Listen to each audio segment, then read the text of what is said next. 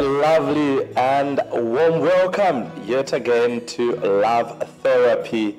I want to believe that the doses that we've given you from the initial start of this program up to where we are today are helping shape up your families, because the interest of this program is to see solid homes, couples that are able to relate to each other well.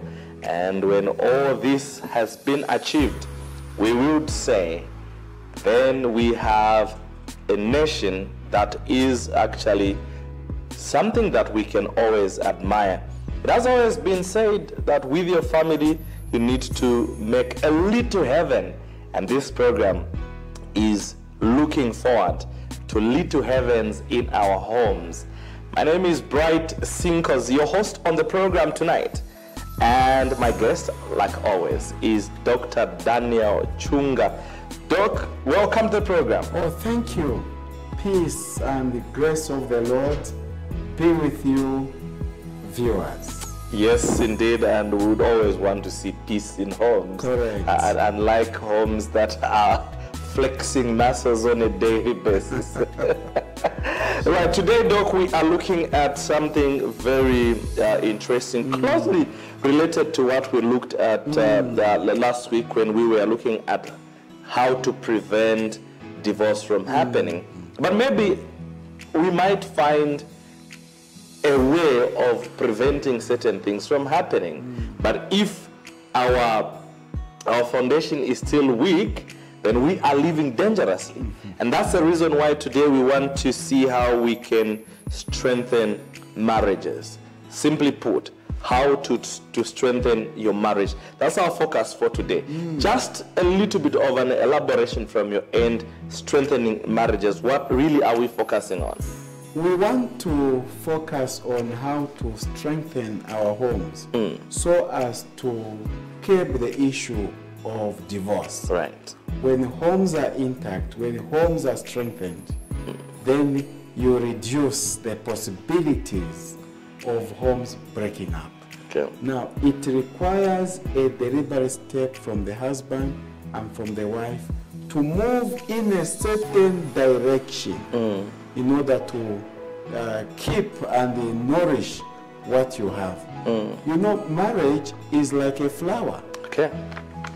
In order for a flower to grow, you need to water it, you need to manure it, put the relevant nutrients, and it also needs some sunlight. It also needs pruning, cutting off the unwanted branches and so forth.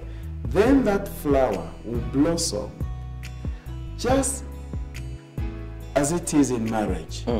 Once you marry, you don't need to take things for granted. Shouldn't be autopilot. No. Even when a plant is not cared for, it will wilt to dry up. And this is why couples need to be deliberate. And first things first, you need to pray for your marriage. Wow. You know, marriage is of divine initiative. And it can only thrive when God is in it. In this case, there are many men who are after your wife. Your husband too is exposed to many women. Right. And it requires the grace of God to confine that spouse to you alone. As you pray for your husband, as you pray for your wife, pray for each other. Pray as a family. The devil knows too well, if he can hammer on a family, then you lose faith in God and you lose hope in this world. So the family is a bedrock for happiness. The family is a cornerstone where we can find peace, solace, and hope. Amen. When a family is destroyed, the future just dims on you. So they also say a family that prays together stays together. So prayer is the biggest medicine that you can use to keep your spouse to yourself. Others go for love potions, Others go for this and that. But prayer is the medicine that can keep your husband, that can keep your wife together. Another way we can strengthen marriage is to learn to respect your partner. Okay. You find a husband who is treating his wife like a teenager. And we know that's the mother to your children. You find also some wives who get a cooking stick and hits the husband on the head. Simumvera. By the way, even if you are angry, there is a way you can speak to your spouse. Your spouse needs respect. You do to your partner what you expect your partner to do to you. So the issue of respect is critical. We do understand trust and respect are earned. But you find in some homes, a husband has no respect for the child, for the wife. You find a husband castigating the wife in the presence of children. And you find also a wife hammering on the husband in the presence of dependents and other people. That does not sit well. It tears down the fabrics of respect in a home. So there must be a deliberate way to respect your mate. Okay. Another third thing I can mention in trying to strengthen your marriage is to be transparent on finances. They say that if you take some statistical reports from the police, you'll be shocked that most home violence take place when it is month end. And when you look at farmers, most farmers get into polygamous relationships when it is harvest time. They have harvested the crops, they have money. Yeah. That's when they go into extramarital issues. So money is a blessing in the hands of a wise couple that fears God. And money can be like AK-47 in the hands of a foolish couple. So money is intended to relieve the burdens of a family. Doc, I think in future on this program, maybe just the financial aspect becomes very, very important, because I know for a fact that when we talk about finances, people don't find it easy to share. You know, if I have a certain amount, then I'm okay if I'm the only one that is going to disperse it as and when I feel it is necessary. We've heard in society today, we are told that when a husband has a 3,000 kwacha and the wife has a 15,000 kwacha, the question has always been, how much money is in that house? It always comes to what the husband has, and what the woman has is not counted, because what the husband has is for everyone. What the wife has is hers alone. And is that how it's supposed to be? No. You know, God blesses people differently. That's right. And life is a cycle.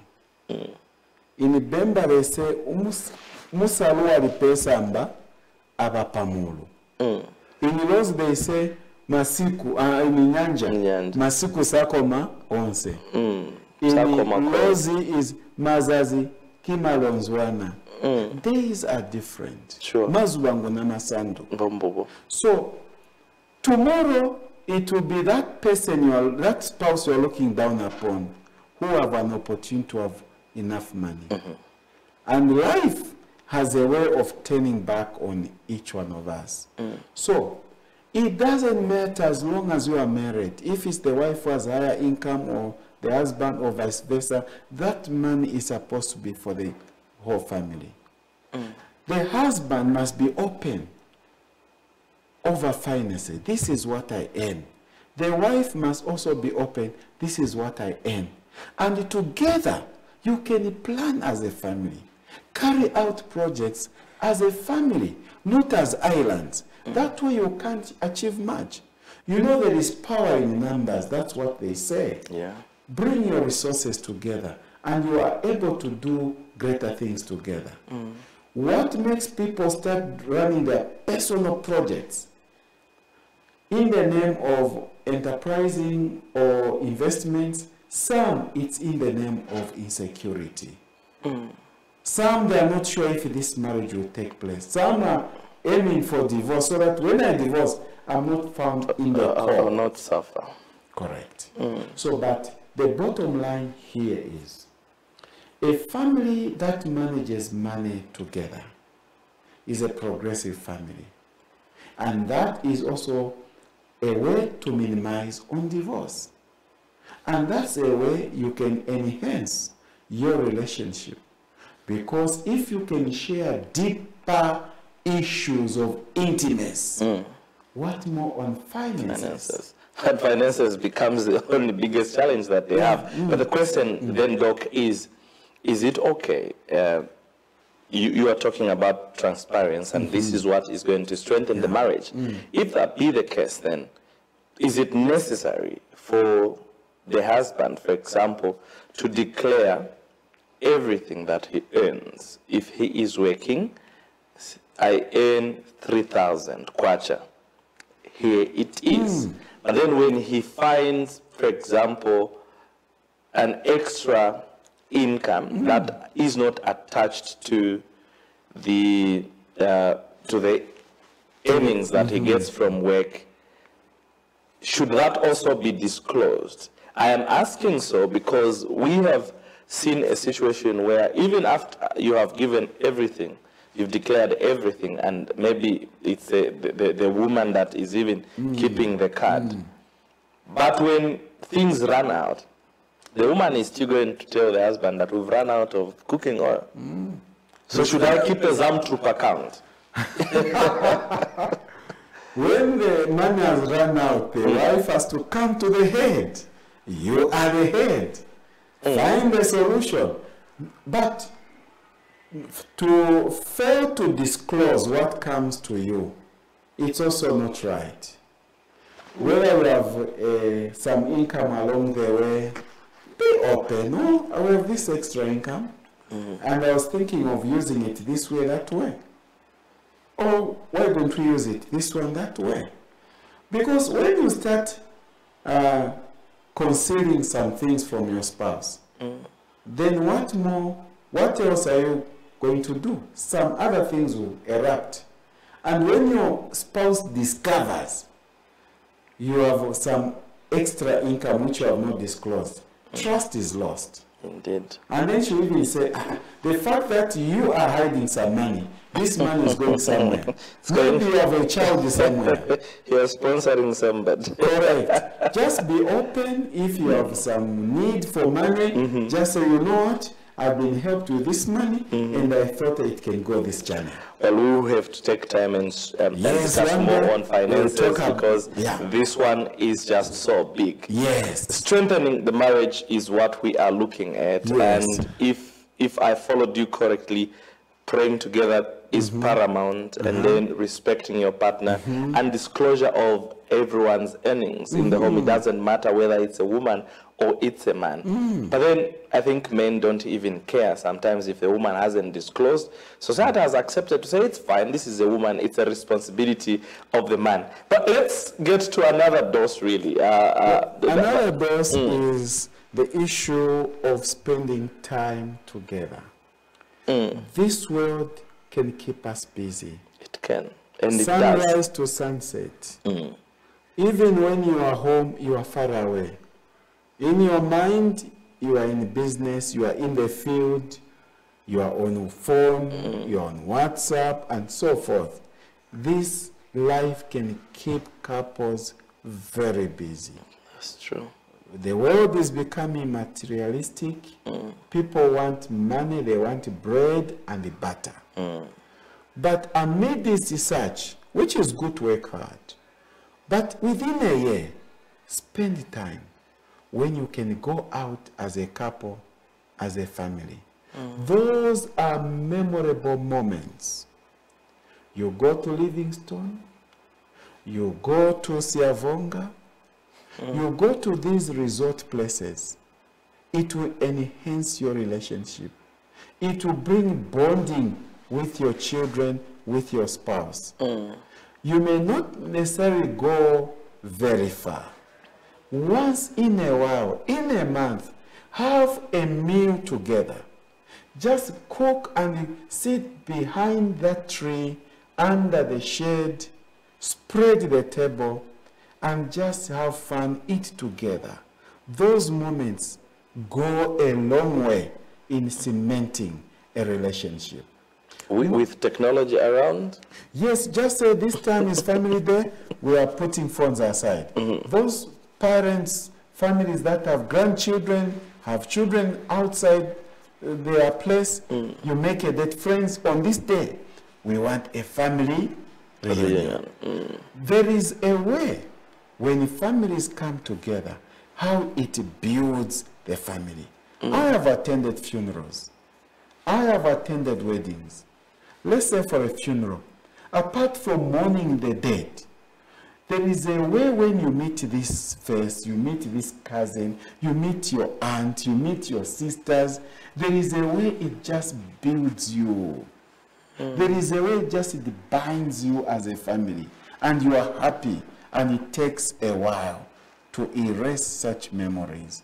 So, spend time with your family. Knock off, spend time, relax, and so forth. You don't have to lay by a dock and watch a little soccer somewhere and then find your partner is sleeping, your children are also sleeping, and then in the end, like my daughter would even ask if I am not home, why haven't you come home? And then there is that guilty conscience to say, okay, the fact that she is able to tell that I wasn't around, there is a problem, so I need to avail myself from time to time. We should be able to continue, but let's quickly take a break. And I make sure today I knock off very early, so that I go home early and just wait for Nshima or rice, whatever. I will go and sit, watch football, talk to my grandchild, to my daughters, just go early once in a while. You know, we are busy, yes. Yes, we are. I'm actually looking at men in your field. You are a pastor, and you are running the entire conference, which is a big responsibility. And I know for the fact that a number of people would call you from time to time just to seek your attention on a number of issues. Then you are a counselor. And how do you manage, you as an individual, this time with the outside pressure plus the family? You just have to balance up. Let me share something.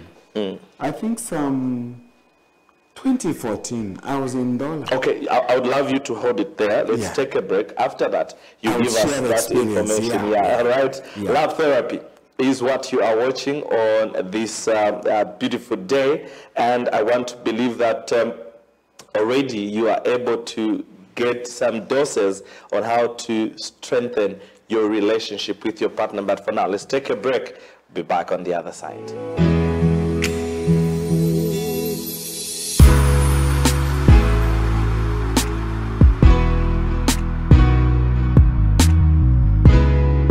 Are you looking for information on marriage or tips on how to enjoy your marriage? Then look no further. ZAP has exactly what you need. We have a book that is just right for you. The book, Enjoy Your Marriage, is written with an African touch to give you what is expected of an African marriage. You know, marriage can only be enjoyed according to a given environment.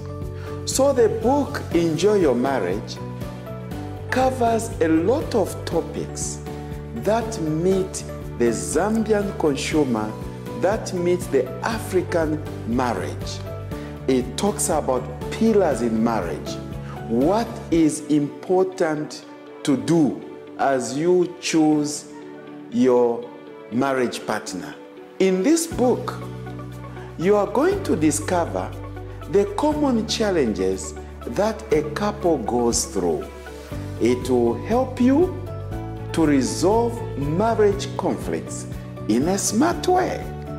The same book gives you some concepts, some practical steps that you need to undertake in order to resolve marriage conflicts in a smart way. In this book, you are going to discover how to manage your life in the bedroom as a couple. So come through to our offices for our limited copies of Enjoy Your Marriage for you and your loved ones at only 150 kwacha each, or call 0978 447469 to get your copy. Hurry while stock lasts.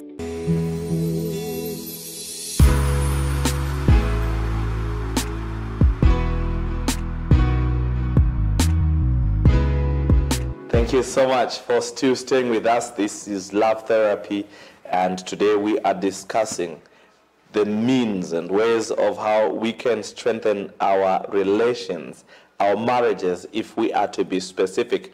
And just this moment, I can tell you that personally, I have already grasped a lot of information that if I put it to good use, I am definitely going to lead a very successful marriage. Remember, I did mention that we need to find ways of creating a little heaven for our families.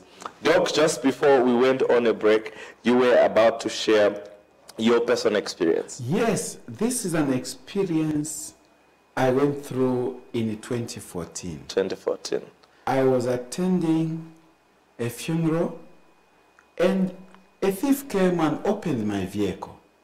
Stole some money and my phone. And I was devastated, and I decided to protest that I'm not going to buy any phone for this whole month. And for sure, 2 weeks without a phone. I'm trying to imagine. I had all the peace. Peace in the valley. No phone call, no running around, no fidgeting, no beeping. Because there's a way a phone is connected to our minds. That's true. When it rings, you become jittery. Whatever you are doing is disturbed. So this time I said, no ways. I've lived this far without a phone. I'm not buying.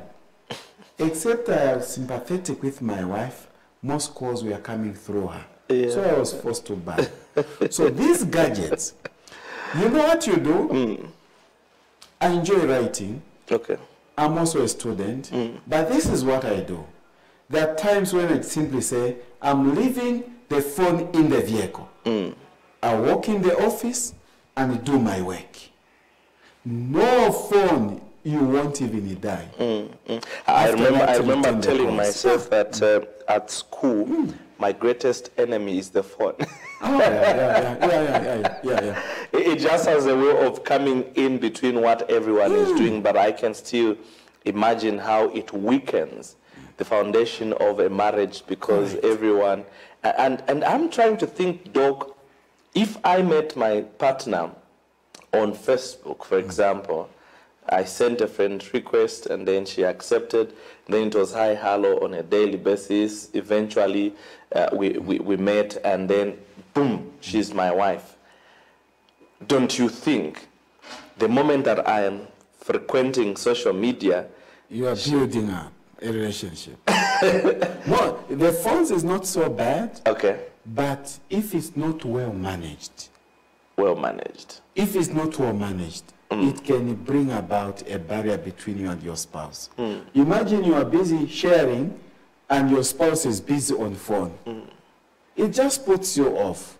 So what is important is to take time If you want to have quiet time with your spouse, just switch off the phone or put it away. Or tell yourself, even if it rings, I won't pick it. But if you ask why is my anchor phone?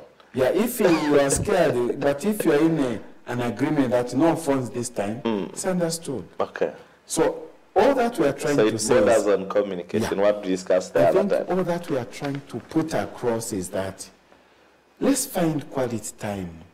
For our We families. may not have all the time, Right. but once in a while, go out as a couple. Eat a meal together. Sometimes leave the children.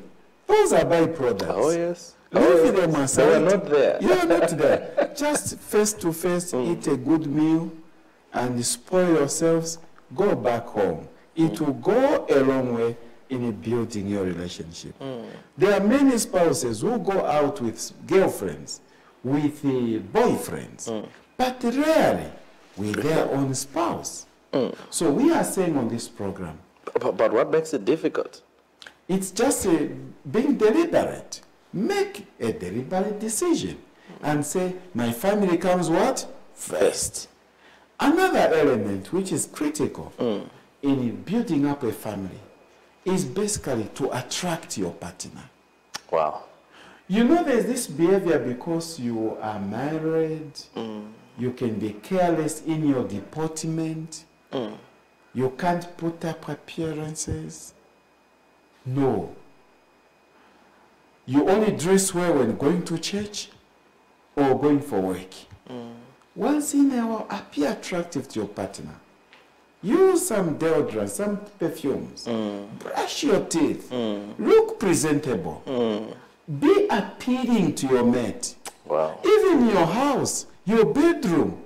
In some bedroom, you find the pockets of cement and shovels and wheelbarrows. Can all the in the name of end? building.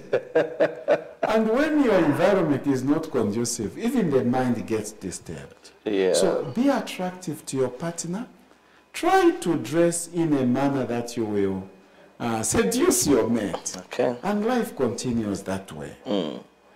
Another area which is critical, which I've seen in life, is creating space for your partner. You know, there are some husbands, some wives who are domineering. They want to take up the individuality of their spouse. Especially wives. Well, no, it's both of They're us. not here to defend themselves, Yes, they're not here. but I know. I wish because we can have a female in one of these one days. of so these that days, yeah, we get from their end. Yes, we hear their story. So, in my view, there are times when a husband demands too much. The wife has no say. The wife cannot do anything until approved by the husband. There is no latitude of space. Someone is caged in a home. I think time should come when the husband can liberate the wife. Let her be herself. Let her do what she wants. Let the husband also be himself. Let him do what seems good without affecting the values of your home. In other words, there are some people who even want to dictate how their partners should laugh. That's too much. That is demanding too much. There must be individuality. Oh, yeah. Let your wife be herself. Let her enjoy life. Let her explore what she wants to do. Give her the space. She wants to visit her relatives, you are there. She wants to go for shopping, you are there monitoring. She goes for work, you are busy calling. Where are you now? What are you doing? Who are you with? Have you eaten? Yes. Who gave you food? No. What are you eating? Of course, it's good to know the whereabouts of your mate, but some people are so pursuing their mate. I know one lady who got employed. 8 to 17, the husband is almost in the office. trying to see who is coming in the office, who is going out. No, that is not life. You cannot live life like that. Yes, so it creates space for each other. If your wife or your husband wants to be mischievous, no matter how you cage him, if it's in his mind, it will go out. You should do it. Yeah. Of course, we are not saying that we become freelance couples. Just to give some freedom, some latitude, some space to your partner to be free in their own life, to be free in their own home. Not to make sure that the spouse is like a servant. In no freedom. No freedom at all. There are some spouses who cannot even allow their partners to drive. There are 3 cars at the home. The wife should not drive. I'll drive you. I'll be driving you. No. That's too much. That is too much. Let's give our friends, wives, let's give our husbands some kind of latitude to exercise that which they deem fit. It can be even business. Yeah. Someone say, I want to do this. No, you can't do this. Just allow him or her. Go ahead. When it fails, he will learn a lesson. Don't be so controlling. You are a controlling officer as though it is on payments. Give space to your wife. But isn't this contradicting with the point you said they need to spend time together? No. No conflict. It all depends at what stage you are applying that. Okay. Yeah, you need to have time together, social time, but at the same time, you need to give freedom to your spouse. Not that the husband loves the wife. Some are just following the wife to go shopping so that he sees how much money is going out, how much change is there, why can't you buy this? They are just there as police officers. And it's not good. I remember somewhere we went out as a team.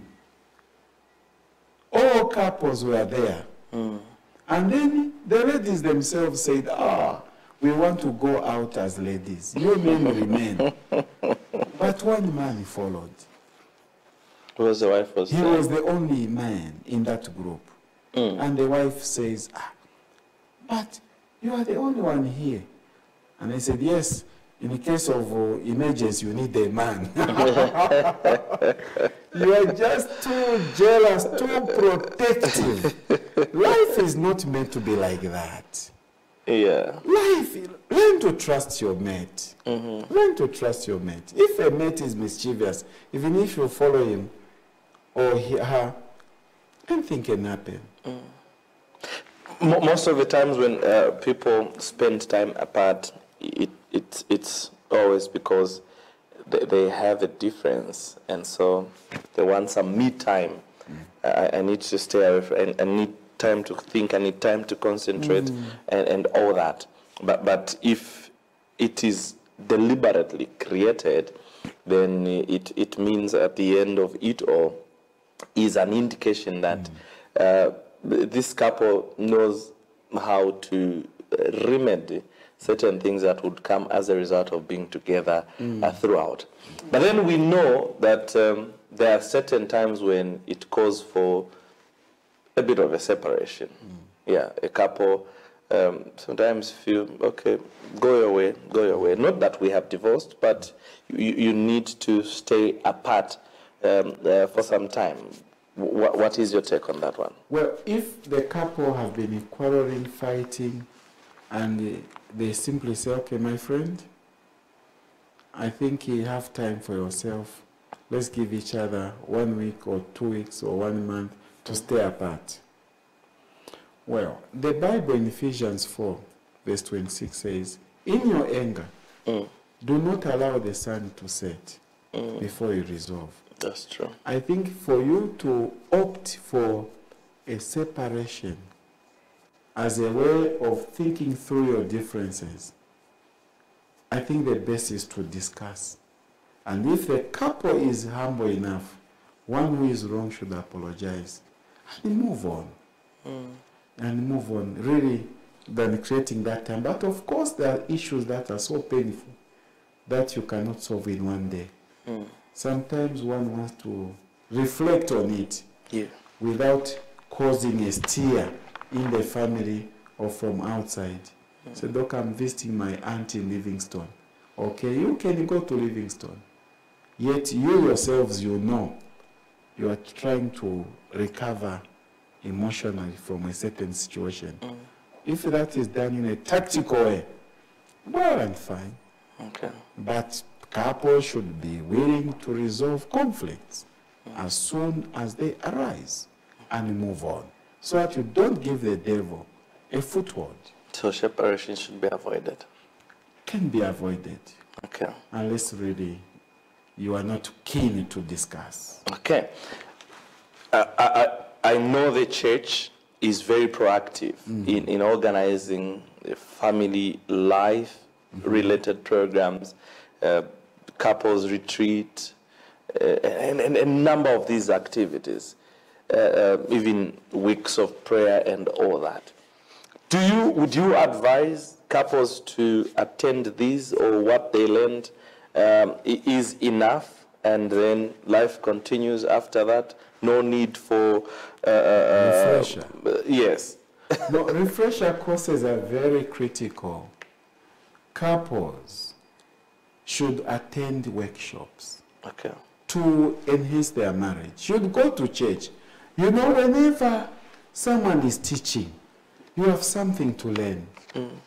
And so we would even encourage churches to strictly go attend and nurture couples. Attend to the youth on relationships. Attend to the singles, the divorced, the widows. They all need attention. Even in couples, they need quality attention.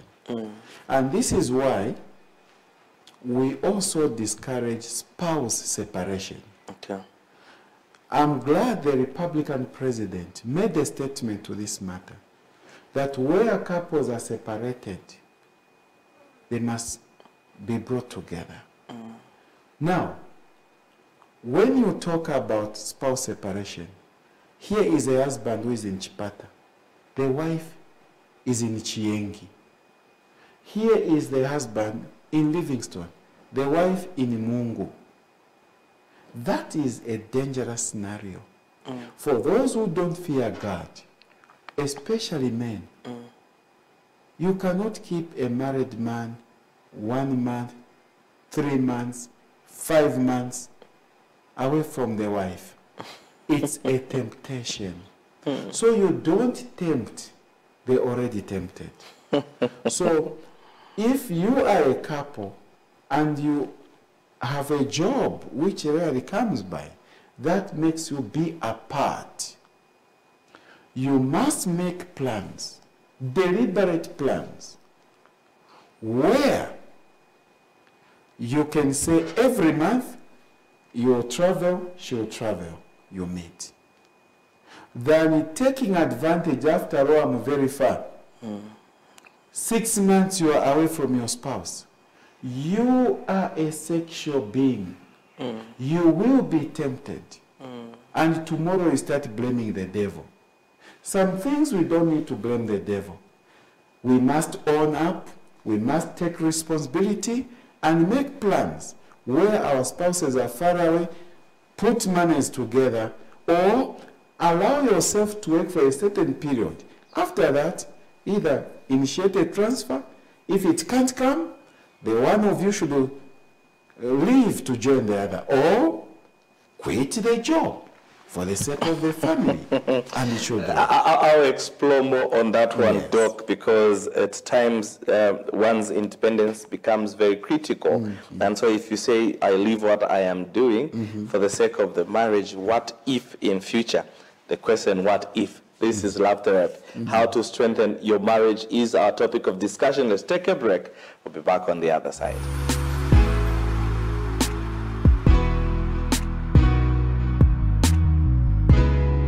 Are you looking for information on marriage or tips on how to enjoy your marriage? Then look no further. ZAP has exactly what you need. We have a book that is just right for you. The book, Enjoy Your Marriage, is written with an African touch to give you what is expected of an African marriage. You know, marriage can only be enjoyed according to a given environment. So the book Enjoy Your Marriage covers a lot of topics that meet the Zambian consumer, that meet the African marriage. It talks about pillars in marriage, what is important to do as you choose your marriage partner. In this book, you are going to discover the common challenges that a couple goes through. It will help you to resolve marriage conflicts in a smart way. The same book gives you some concepts, some practical steps that you need to undertake in order to resolve marriage conflicts in a smart way. In this book, you are going to discover how to manage your life in the bedroom as a couple. So come through to our offices for our limited copies of Enjoy Your Marriage for you and your loved ones at only 150 kwacha each, or call 0978 447469 to get your copy. Hurry while stock lasts.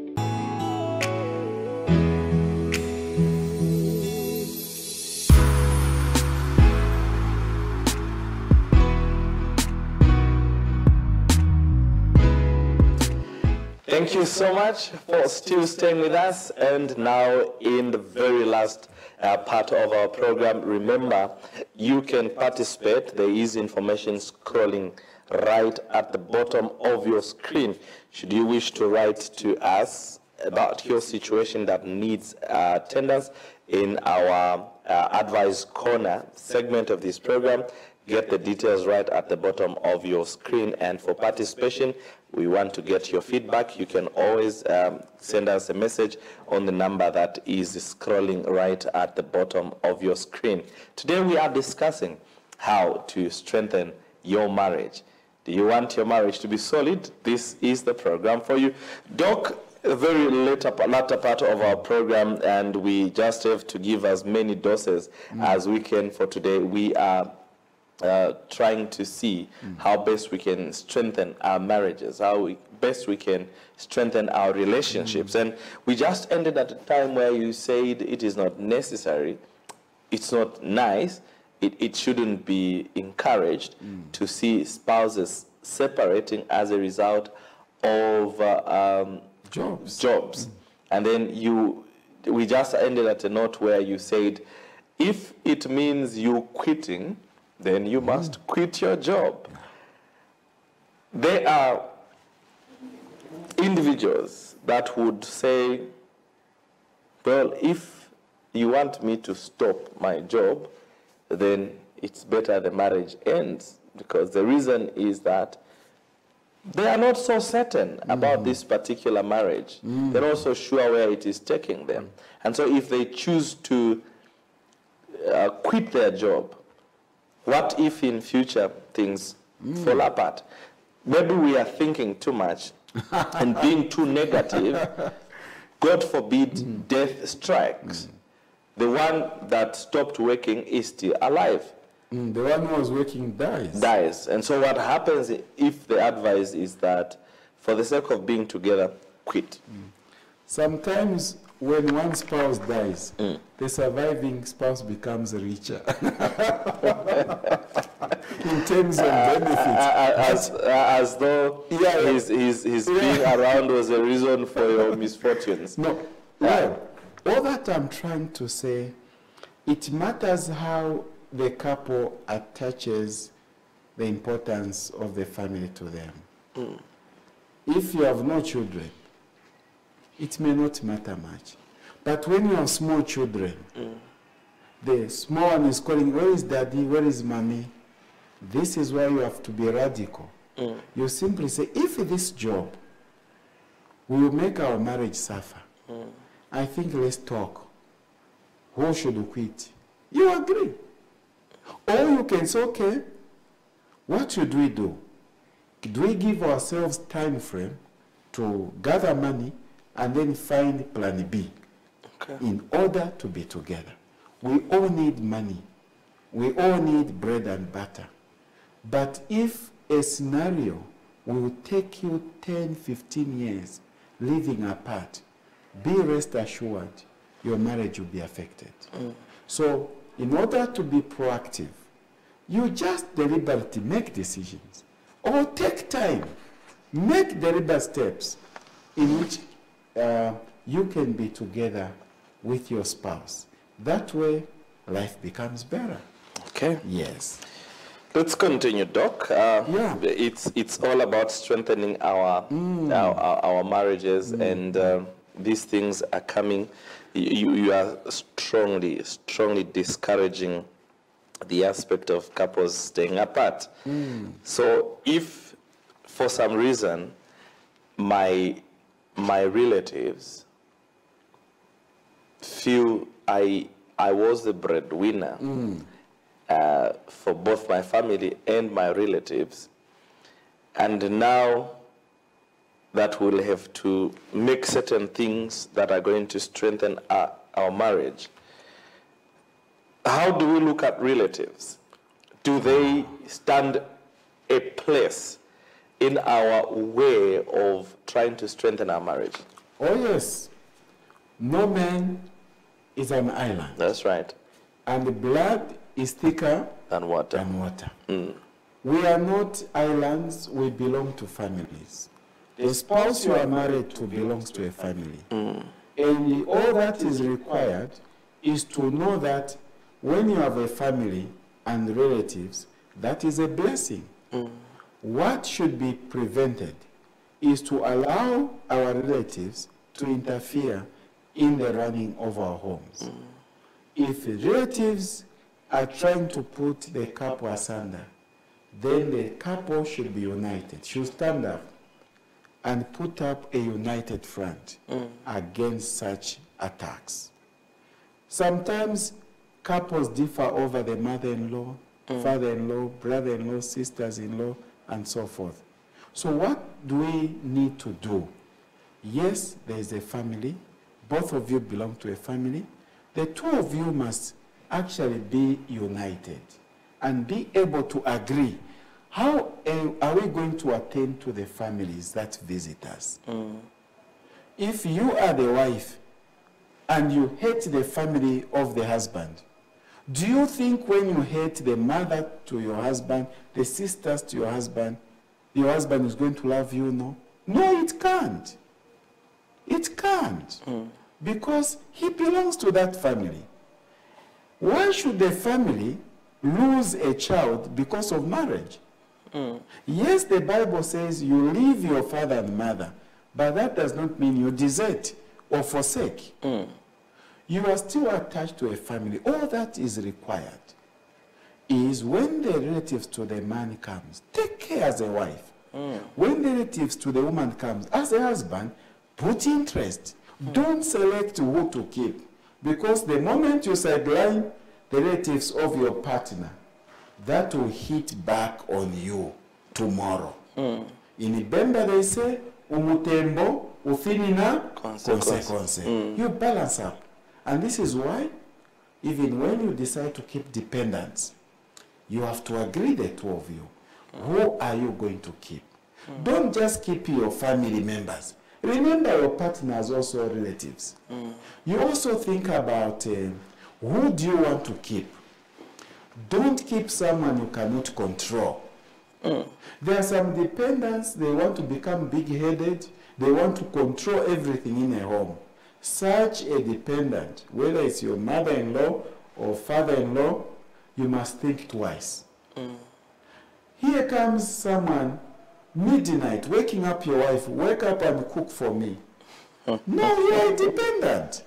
So make sure those that come in your home, you are the managers. And they have to conform to the standards of that particular home. Otherwise, it's good to stand together as a couple, even when your spouse is being attacked by your relatives, stand together. Amen. Bite your tongue, and life should continue.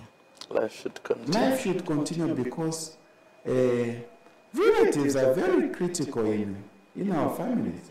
And sometimes relatives don't find the space. It's all because the two become careless and divulge issues that are affecting a family. So, as a matter of fact, the family should have a clear policy on how to handle relatives. Amen. You have just to talk. And there are times whereby, maybe on the side of the man, they are well to do. And maybe on the side of your spouse, they are struggling. It's up to the husband to be considerate that my friend's side, they are financially weak. How do we come through for them? And even when your wife's side is on the weakest point, it's up to the wife also to say, you also have a family. Let me also think about the side of my husband.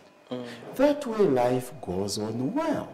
That's right. You can only give what you have. When you don't have, you can't give. Even in happiness, when you welcome a relative, goes a long way. So relatives should not divide a marriage. Relatives are passing through. They should not cause havoc. Amen. They are there as visitors, and they should know their limits. When they visit, they go. And you continue with your life. Life has to continue. Let me bring in a different point of view, Doc. I'll bring in the traditional etiquettes. Here is a bride that has been raised in a traditional family where they are so strict with traditions, and I meet this woman who is, I'll use the word born again.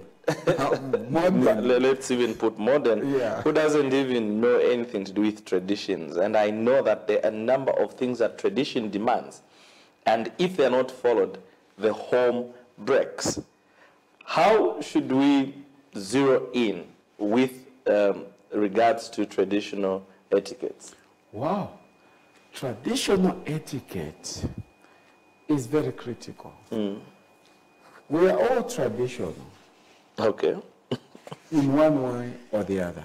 That's right. We come from different families. And there are traditions like a woman should kneel. Oh, yeah. There are certain portions of chicken that must only be eaten by the husband.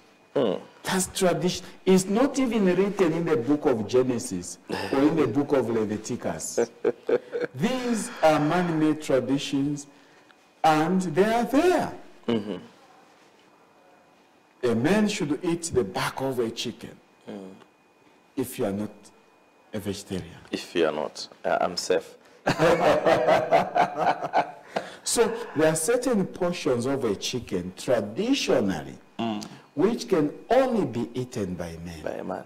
And let me warn men out there. When women serve you with chicken, as men, please eat those portions of chicken which are meant for you. When they are taken back to the kitchen, women will start laughing at you that you are not cultured. You are not cultured. Why should the gizzard come back when it is brought to you? But maybe you don't just like it. Tradition demands you take it, but you don't like it. You have to discuss with her so that she doesn't serve you. She has to know, just the way that my wife knows that I don't eat impwa. So basically, for the traditionalists, they know that this chicken is saved for me, and these portions are for me. And you only eat certain portions to signify that the chicken was actually meant for you. So that's just one example of traditional etiquette.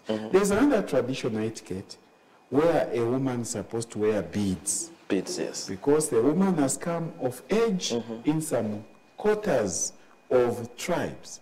They require that a woman should wear what? Beads. And there are some husbands who are schooled that a wife should wear what? Beads. Now, that's an issue we leave between couples to agree. We cannot make a statement to say wearing beads is sin and so forth if there is no witchcraft involved, and that is your position as a couple. That you enjoy wearing beads, it's up to you. That's your secret. No one should come and undress you in public. Look, some people will roast you because they're like, okay, but it's wrong. Why should a Christian do that? Yeah.